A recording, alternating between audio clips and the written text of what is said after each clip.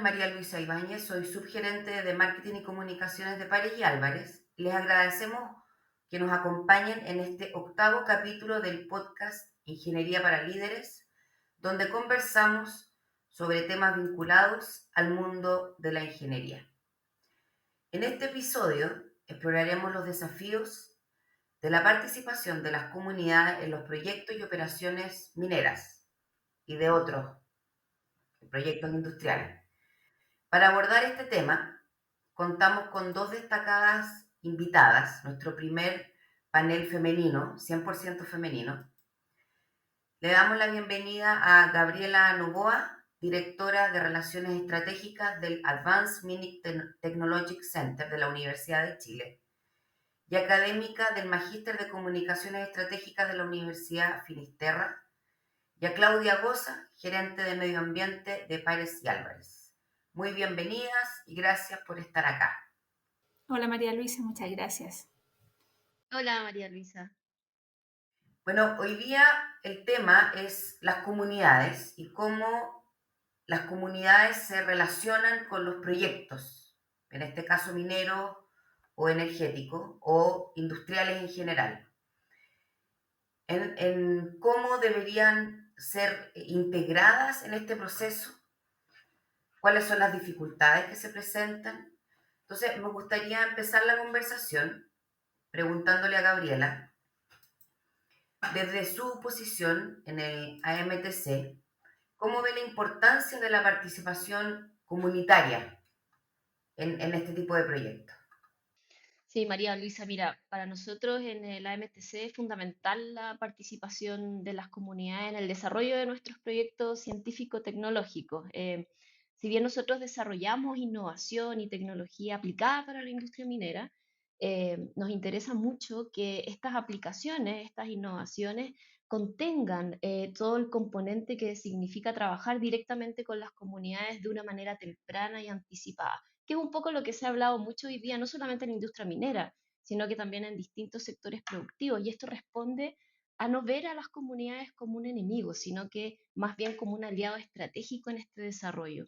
Y eso también significa no llegar con un proyecto, ahora me paso más al lado de la industria minera o de algún otro sector productivo que tenga un proyecto económico en el territorio, no significa llegar con un proyecto cuando este proyecto ya se está ejecutando, recién ahí comenzar el trabajo con las comunidades. Esto tiene que ser de manera anticipada, desde la elaboración del proyecto, tratar de incorporarlas, y esto también responde a realizar un levantamiento en el territorio para conocer a las comunidades, saber cuál es el contexto local, cuáles son los desarrollos productivos, con quiénes me voy a relacionar, cuáles van a ser mis stakeholders en el territorio, si es que el proyecto lo estoy desarrollando en una comunidad, no sé, por ejemplo, con escasez hídrica o tal vez en la capital regional. Hay muchos factores que definen el trabajo que uno puede llegar a hacer con las comunidades. Nosotros como MTC tenemos esto súper claro en el ADN de nuestras investigaciones y también porque funcionamos con recursos de la Universidad de Chile, o sea, somos una entidad que responde también a un trabajo colaborativo con el entorno y con las comunidades. Y desde tu experiencia, Claudia, que a ti te toca, me imagino cuando se les ocurre la idea de un proyecto, ¿cierto? Y hay que empezar a ver todo el tema medioambiental. ¿El tema de las comunidades está en ese proceso? Sí, totalmente. Desde el inicio, nosotros cuando cotizamos un servicio para los distintos titulares, ¿verdad? Más allá que ellos lo soliciten de manera explícita, nosotros siempre incorporamos o sugerimos a nuestros clientes, ¿verdad? A los titulares de los proyectos, que incorporen idealmente una participación ciudadana anticipada o algún relacionamiento comunitario previo para, más allá de lo que te exigen como mínimo el DES, de verdad, que es presentar una línea base de medio humano o un estudio antropológico que caracterice el sector, ¿verdad? Sino que también ir más allá en el entendimiento, como bien decía Gabriela, de las necesidades de esas comunidades, cómo se comportan y se desarrollan, digamos, en ese ambiente.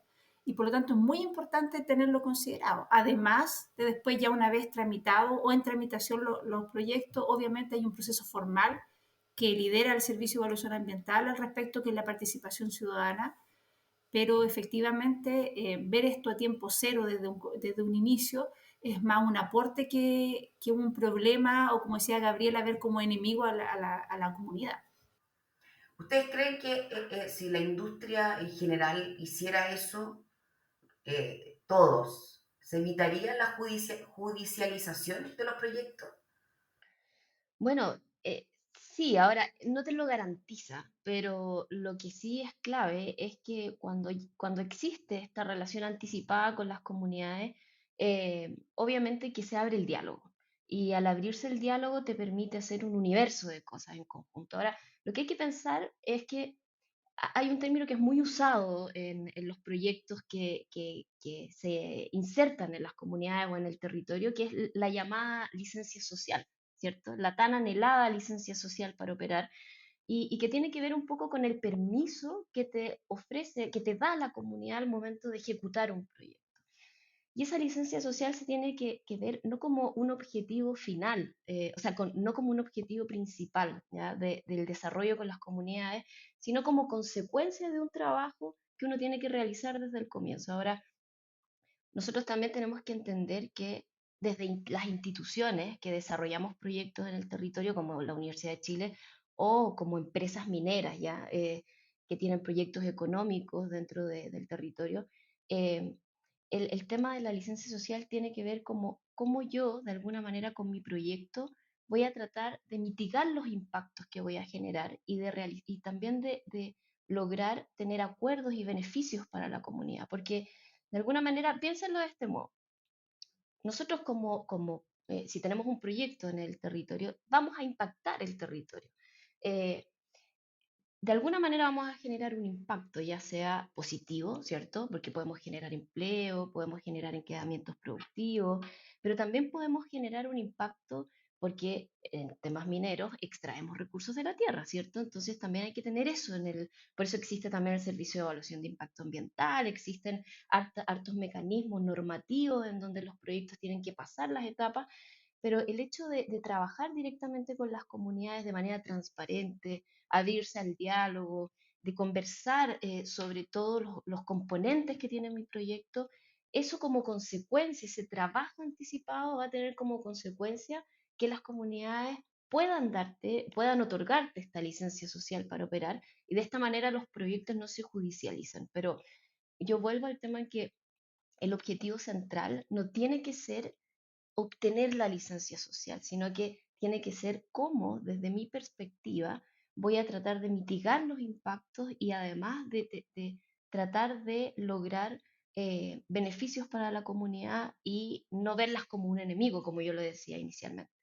Efectivamente, la judicialización, nadie puede asegurar que un buen relacionamiento comunitario efectivamente vaya a quitar esa opción, digamos, del escenario. Sin embargo, efectivamente se reducen las posibilidades. Esto principalmente porque las judicializaciones no tan solo vienen de tu vecino, digamos, es decir, el que está realmente podría recibir un impacto con el cual tú llegaste a un acuerdo, etcétera, sino que cualquier stakeholder o persona que se sienta afectada, ¿verdad?, o impactada con el proyecto en algún ámbito. Ya a veces son ámbitos que no son tan visibles o tan claros a ojos de todos, pero en el momento de presentar esos recursos de reclamación, la autoridad los toma en cuenta, ¿verdad? Los considera, los admite a revisión, porque efectivamente son temas que tal vez pueden haber fallado en la evaluación ambiental, es decir, no haber sido considerado o incluso no haber sido considerado cierta comunidad o cierto grupo humano dentro del proceso de participación ciudadana, y eso invalida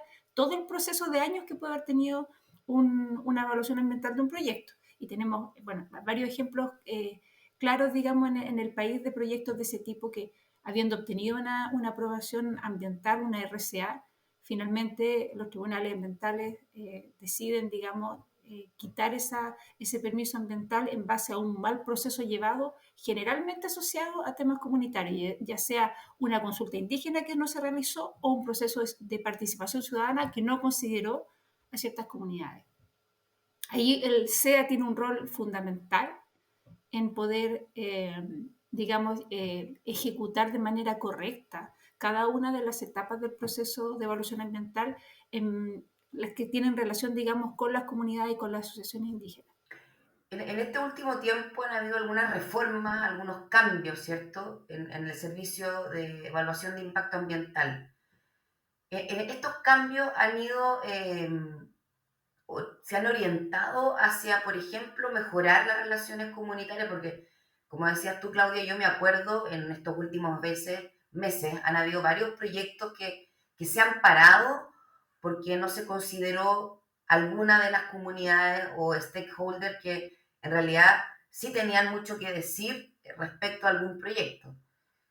Y al final ahí terminan perdiendo todo, pues termina perdiendo el proyecto económico, el impacto positivo que puede tener en la zona desde el punto de la creación de empleo y qué sé yo, y se retrasa todo. Entonces, ¿estos cambios van apuntando hacia allá o seguimos generando más trabas? Que también es otro tema, ¿cierto? Que esto de la permisología lo único que hace es trabar y trabar y trabar los proyectos. ¿Qué es lo que pueden decir ustedes al respecto de esto, Gabriela? Bueno, mira, en primer lugar, la reforma que se viene ahora, que es la del Servicio de Evaluación de Impacto Ambiental, seguramente Claudia es mucho más especialista que yo en el tema, pero lleva muchos años dando vueltas. Todavía no se aterriza completamente.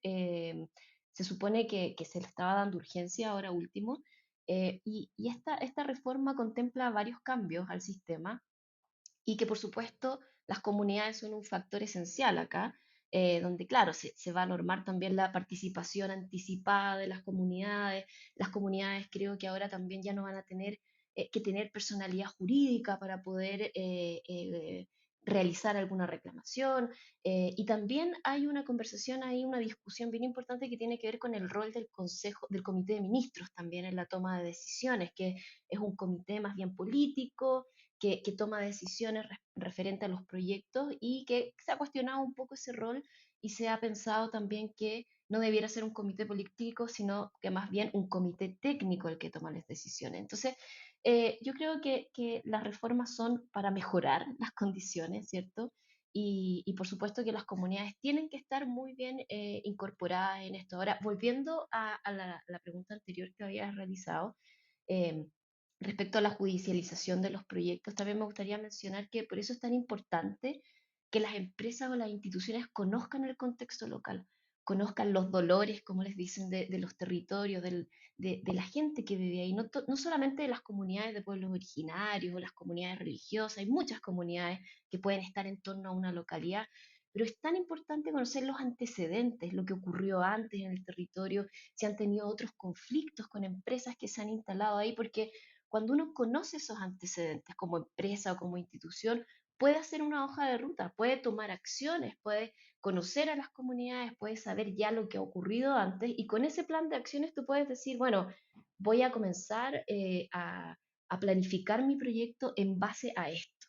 Este es el territorio, a esto se dedican, saber, como te decía yo, a qué se dedican no tan solo lo económico, cuáles son sus aspectos sociales, qué se identifica ahí, cómo se identifican las comunidades. De esa manera se puede evitar la judicialización, se puede hacer un trabajo en conjunto a largo plazo o a mediano plazo y de alguna manera se pueden incorporar a las comunidades de manera anticipada, que eso es un poco lo que busca también la reforma y vincularlo también con la permisología, porque el hecho de que las empresas tomen esa responsabilidad previamente logra también que to- logren pasar también las etapas de los servicios hoy día que tenemos como el Servicio de Evaluación de Impacto Ambiental de una manera mucho más pulcra, ¿ya? Y se evita también todos estos años. Una vez me acuerdo que un presidente de una empresa minera decía, nosotros nos demoramos 7 años en lograr que el proyecto se llegue a ejecutar. Eso es un poco también lo que se quiere evitar. Con respecto a eso que hablabas, también aportando lo de al último tema, eh, por ejemplo, el tema de las judicializaciones, tú dices conocer bien al entorno, a tus vecinos, les digo yo.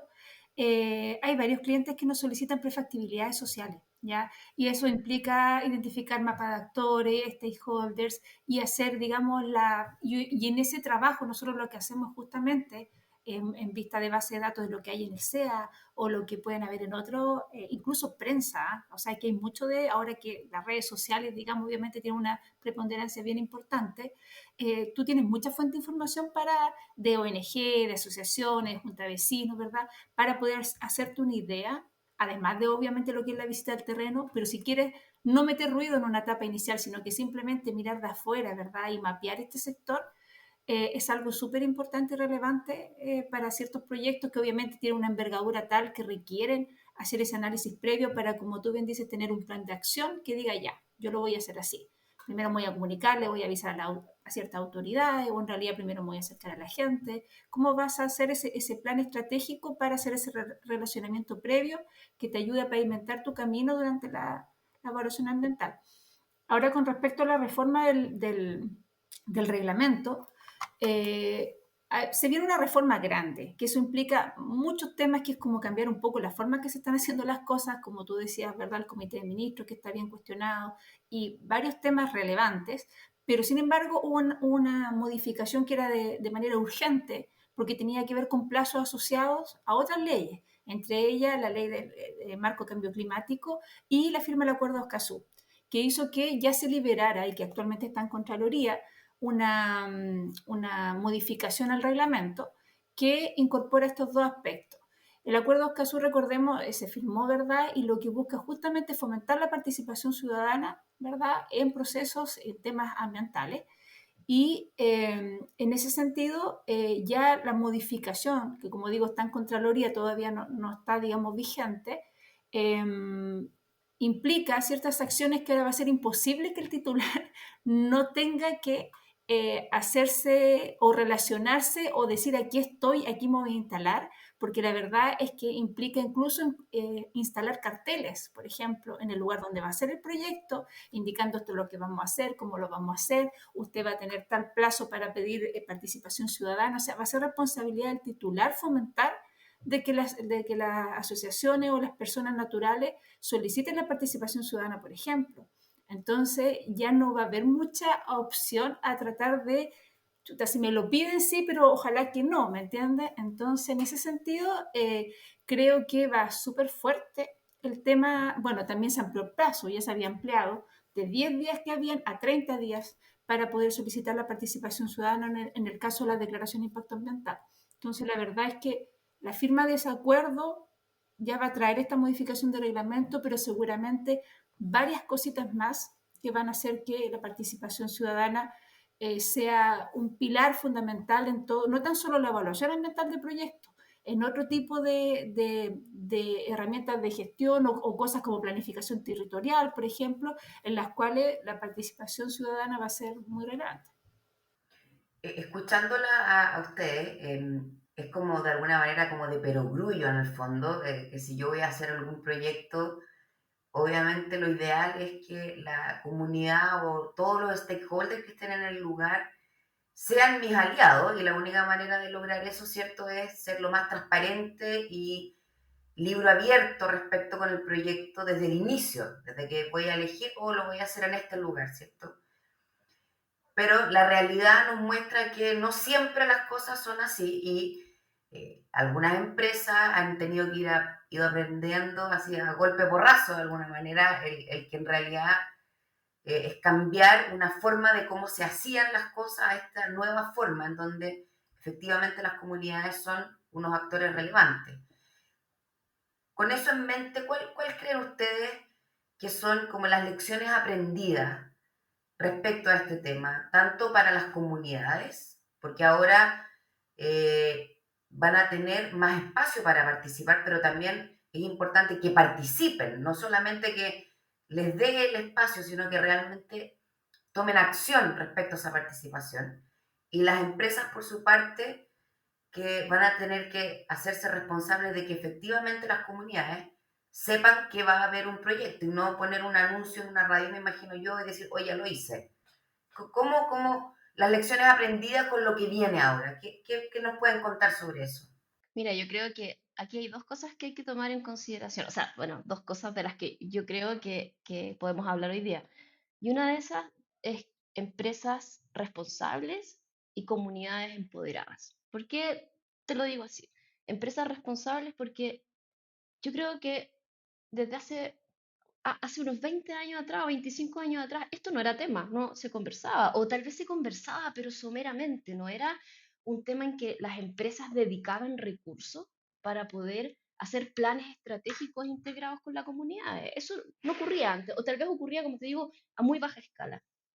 Hoy día, las empresas no conciben un desarrollo de su proyecto económico sin pensar en la relación fluida con las comunidades. Y esto ha ocurrido también, como dices tú, lecciones aprendidas, porque han ocurrido casos emblemáticos en Chile y en el mundo también, ¿eh? No solo acá.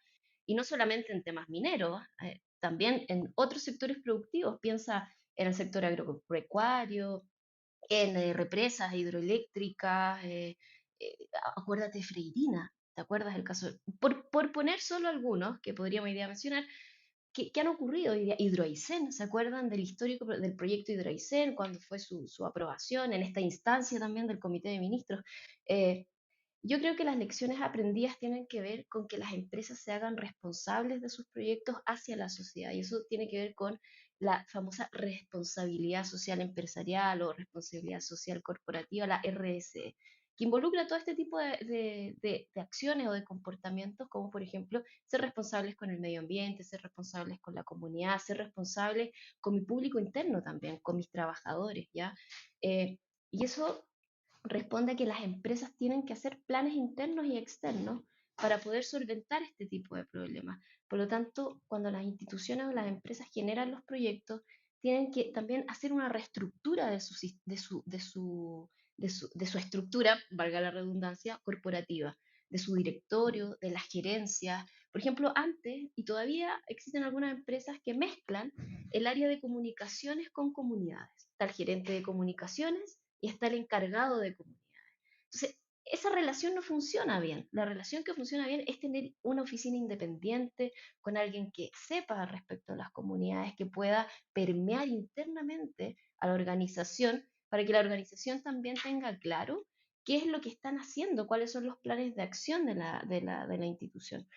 Y cuando yo te digo eh, comunidades empoderadas, es porque, como dices tú, las lecciones aprendidas han hecho que las comunidades hoy día se empoderen. Si tú vas al norte de Chile, por ejemplo, donde están los salares de litio, ¿ya? Donde están los salares en el norte de Chile, en Atacama la Grande, tú vas a ver a comunidades aymaras completamente empoderadas, que tú te das cuenta ahí que hay ingenieros comerciales, hay abogados, hay ingenieros ambientales y muchas personas que crecieron ahí en el territorio, se fueron a Antofagasta, se fueron a Iquique a estudiar a la universidad y volvieron a retribuir a su tierra y a empoderar a las comunidades con conocimiento, con recursos y de esa manera también hablar de tú a tú con la empresa. Antes las comunidades no tenían eso. Era mucho más fácil llegar y poner un proyecto y no tener oposición.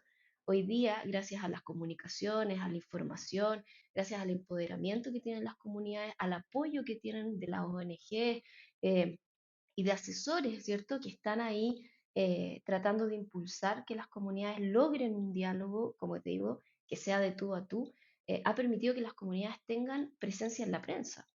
Y eso cuando tú dices, cuando Claudia decía que se hacía también un mapeo de los medios, como para saber también dónde estoy poniendo mi proyecto o conocer el territorio, tiene que ver también porque las comunidades hoy día tienen presencia en la prensa, son escuchadas, tienen voz, pero esa voz no viene porque sí, por sí sola, viene porque han aprendido, tienen asesores, tienen personas que trabajan con ellas, no todas, ¿ah?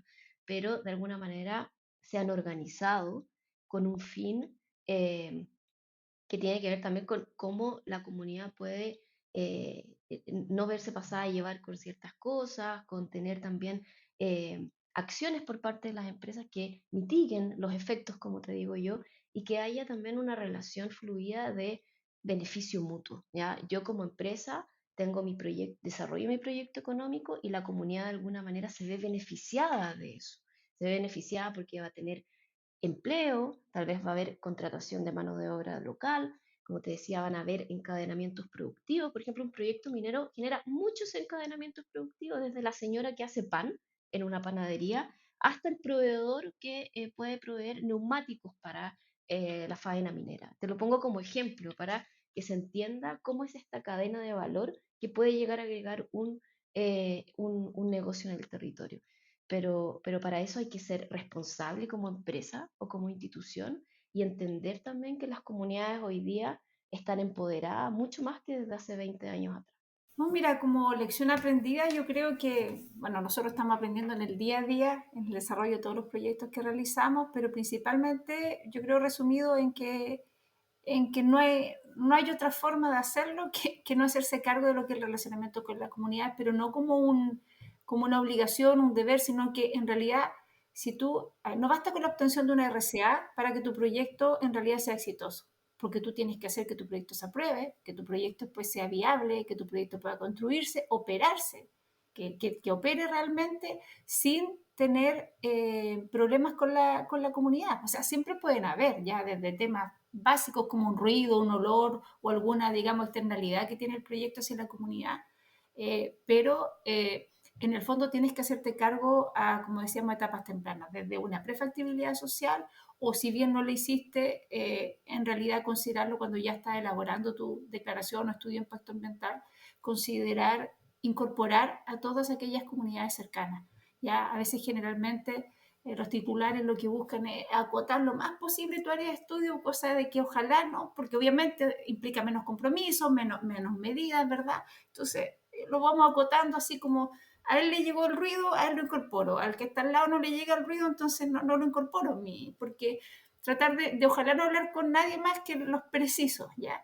Pero finalmente en la participación ciudadana como proceso tal van a participar igual aquellos que están el vecino al lado. Entonces, no tiene mucho sentido excluirlo en la etapa inicial.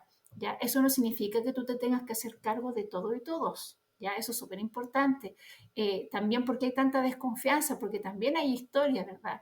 Y se sabe que hay personas o agrupaciones cuyo fin último no es justamente que ojalá el proyecto sea amigable con el entorno y amigable con ellos y obtener obviamente alguna devuelta, digamos, en cuanto en términos, no sé, acceso, mejoramiento de un camino, acceso a la luz eléctrica, al agua, a dinero para capacitaciones, sino que a veces lo que buscan literalmente es el lucro personal y eso es una realidad.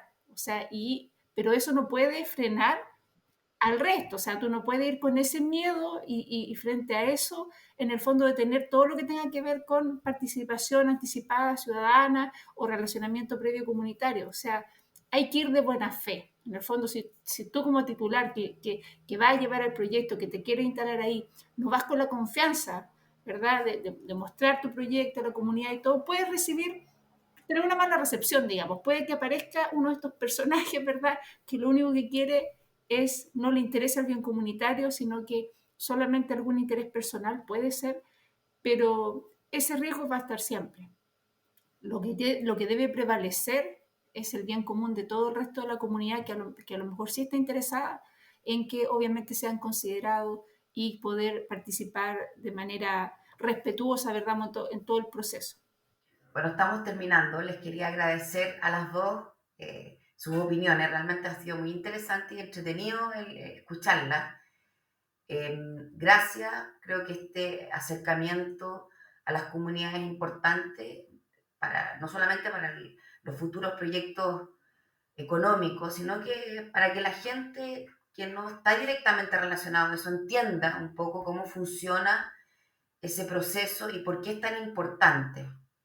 Así que de nuevo, muchas gracias a ustedes, Gabriela, Claudia, y a nuestra audiencia. Los queremos dejar invitados para que sigan nuestro canal de YouTube y Spotify y así en el próximo episodio conozcan otro interesante tema del mundo de la ingeniería. Muchas gracias y que tengan un muy buen día.